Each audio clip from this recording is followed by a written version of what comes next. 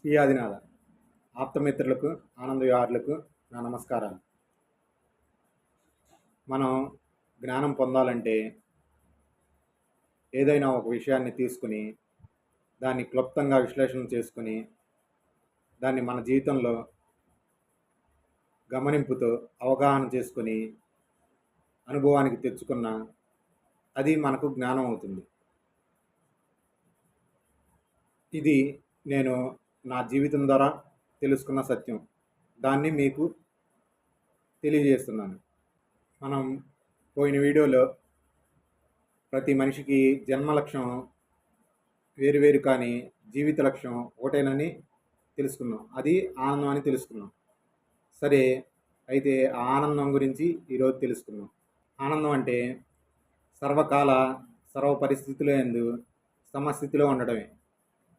దీన్ని మనం క్లుప్తంగా తెలుసుకోవాలంటే మనకు శాస్త్రాలు చెప్పిన మన జీవితాన్ని మనం గమనించిన ఇదే విషయం మనకు తెలుస్తుందన్నమాట.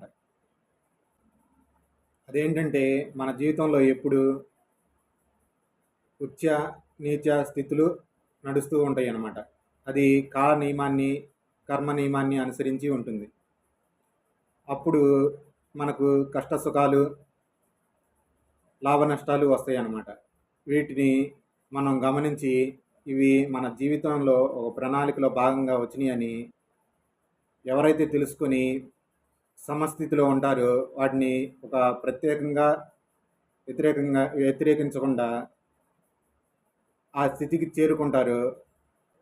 ఆ స్థితిని ఆనంద స్థితి అంటారు.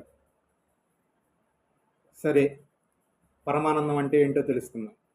పరమానందం అంటే సర్వ అవస్థల యందు సమస్థితిలో ఉండడమే పరమానందం.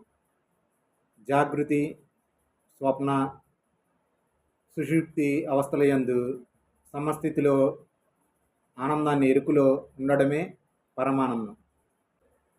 అందుకని మనం కష్ట సుఖాలను అనుభూతి చెందితే కానీ దాని ద్వారా వచ్చిన జ్ఞానంతో మనం ఆనంద స్థితిని చేరుకోలేమని ఇది నా అనుభవం ద్వారా మీకు ఈ సత్యాన్ని తెలియజేస్తున్నాను.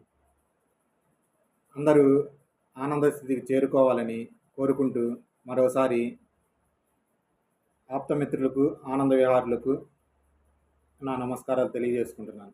శ్రీ ఆదినాథ.